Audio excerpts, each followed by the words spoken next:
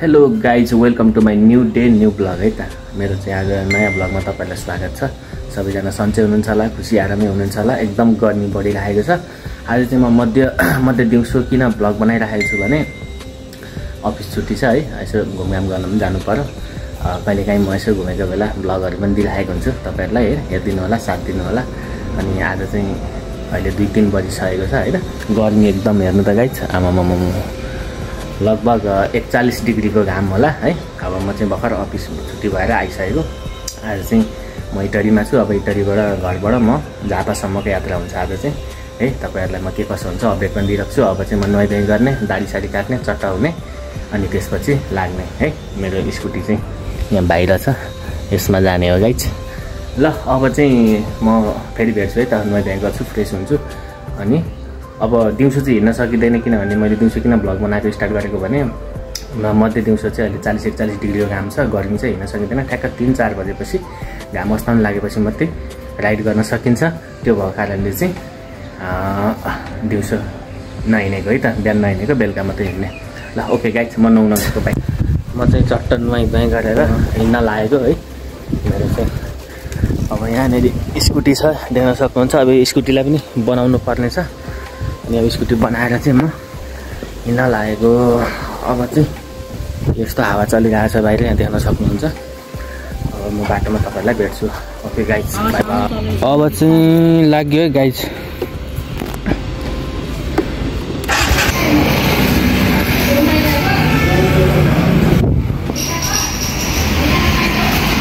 छ 6576 किलोमिटर कुदेछ है।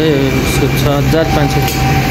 यहाँनिर चट्ट स्कुटी बनाएर मोबिल छ। आम्मा कालो भइसकेको छ नि त मोबिल पनि झन् यस्तो। अब यहाँ चट्ट घुम्न जानको लागि रेडी भएर स्कुटी सर्भिसिङ गर्दैछु है त गाइज। ल अब यहाँ चट्ट यहाँ दामी तरिकाले गाइज, यहाँ चाहिँ हावा पुरा चलेको छ है, पुरा चलेको छ। आमामामा ल हेर्न सक्नुहुन्छ। म चाहिँ स्कुटी बनाएर यहाँ भर्खर आमामामा यस्तो हावा चलिरहेको छ पुरै।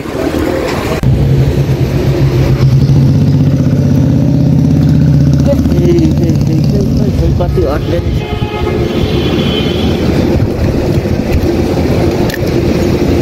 भरिहाल्दो। ल गाइज, तेल पनि हालिदियो। अब चाहिँ त्यहाँबाट एकैचोटि पुलको झापामा भेटौँ है त। Okay by by. ल गाइज, म चाहिँ आइसकेँ यहाँनिर ट्याक्क जङ्गलको बिचमा। अब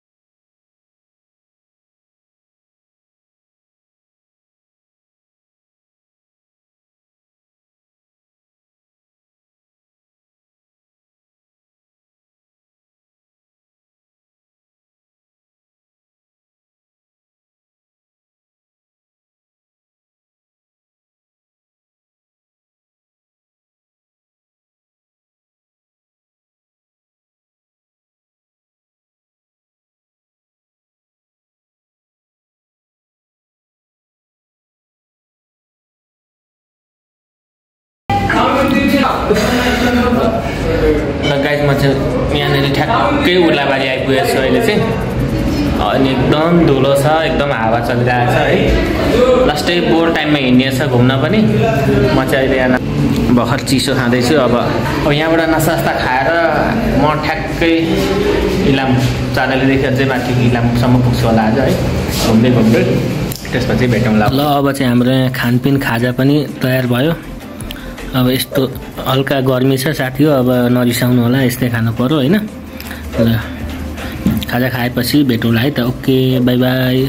यो चाहिँ स्पेसल सुकुटी है। म चाहिँ यहाँ भर्खर बिर्ताबाट आइपुगिसकेँ बल्ल बल्ल है। एकदम दिउँसो गर्मी थियो, अघि चाहिँ धेरै स्पिड कुदाउन पनि सकिएन है बाइक। अनि म चाहिँ साथीको घरमा आइसकेको छु। अब खानपिन गर्ने, रमाइलो गर्ने। म चाहिँ यसरी अन्धाधुन्ध म मुड चल्यो भने घुम्न हिँडिदिने हो है। तपाईँले हेरिदिनु होला। अब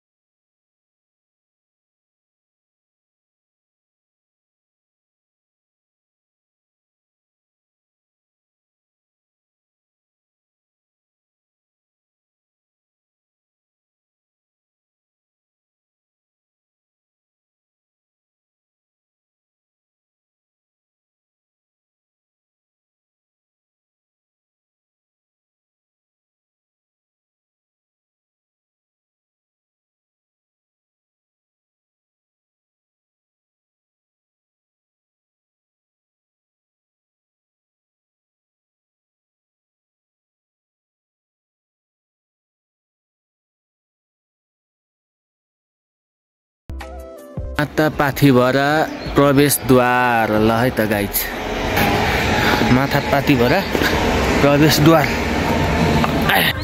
ल म चाहिँ फाइनल्ली यहाँ कुटी डाँडा भन्ने ठाउँमा आएँ अब पाथिभरा दर्शनको लागि जानुपर्ने भयो मैले चाहिँ यहाँ प्रवेशद्वार छ अब चट्टसँगले यहाँबाट लाग्ने गाइज म चाहिँ एक्लै छु अहिले चाहिँ होइन अब यहाँ आइसकेपछि दर्शन पनि गर्नै पर्यो यहाँ हेर्नु सक्नुहुन्छ अब यो कालो हिँड्न चाहिँ म कतिको सक्छु है त गाइज वाह यहाँ टक्क दामी छ यस्तो छ यहाँबाट अब चाहिँ उकालो लाग्ने ल अब माथि भेटौँला है त कुटे हात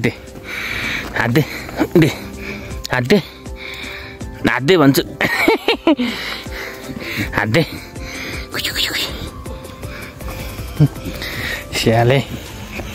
स्याले म चाहिँ बाटोमा कुकुरसँग पनि जिस्किँदै हिँड्दैछु अनि अब के गर्ने त यस्तै हो गाइज एक्लै भएपछि म चाहिँ अब यो इलामको पाथिभरा दर्शनको लागि अब कताबाट जाने हो त यहाँ बाटो दोधार भयो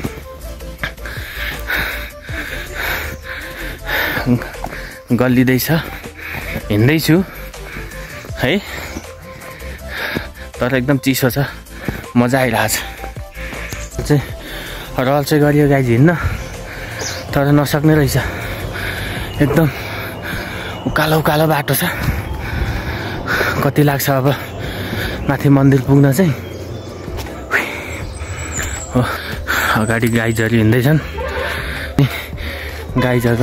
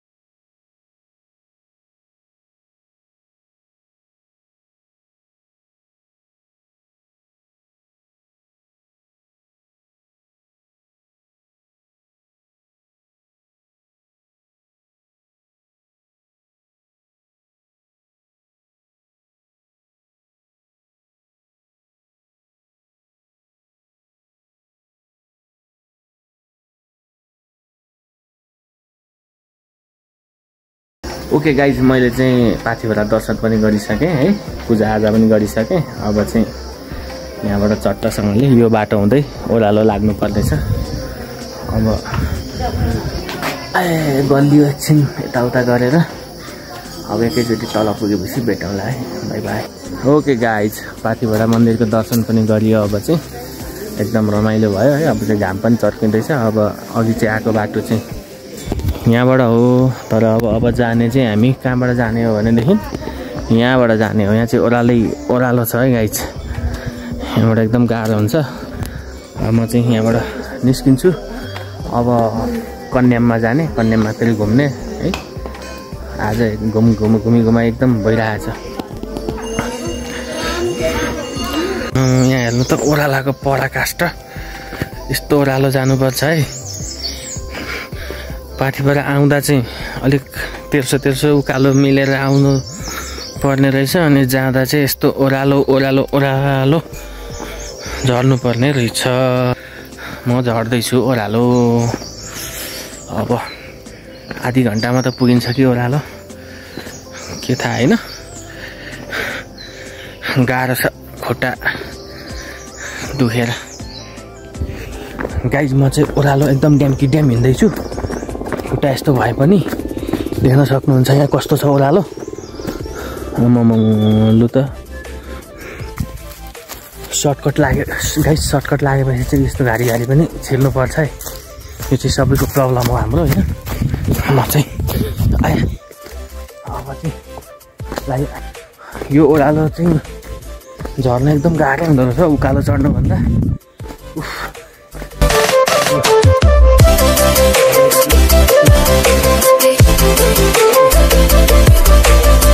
सिनेमेटिक देखाउँछु गाइस। सिनेमेटिक सर म पो कुद्छु क्या।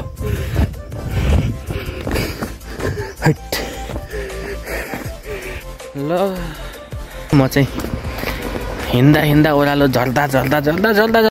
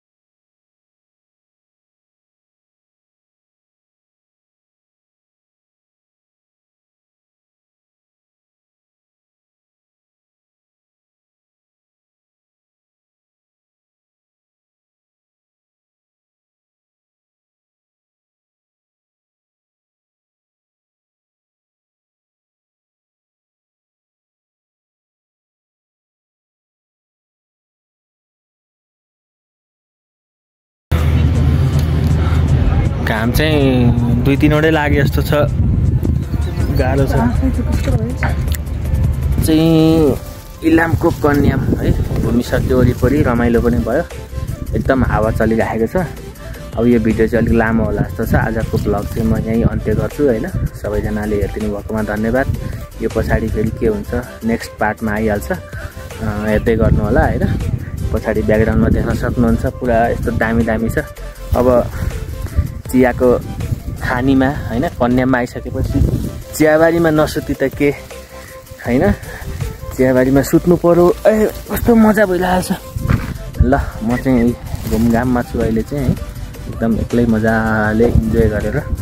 अब यहाँबाट म भोलि चाहिँ कहाँ जान्छु भने होइन, आज चाहिँ कहाँ जान्छु भने इलाम बजार त पुग्दिनँ होला, अलि यसो अन्तु डाँडासम्म पुग्छु होला है। त्यहाँ बसेर सूर्योदय हेरेर फेरि फर्किनु थियो। त्यो चाहिँ नेक्स्ट पार्टमा आउनेछ, त्यो ब्लग हेरिदिनु होला होइन। आजको ब्लग चाहिँ यहीँसम्म नै थियो। मैले यो ब्लग चाहिँ चिया बगानमै अन्त्य गर्दैछु है।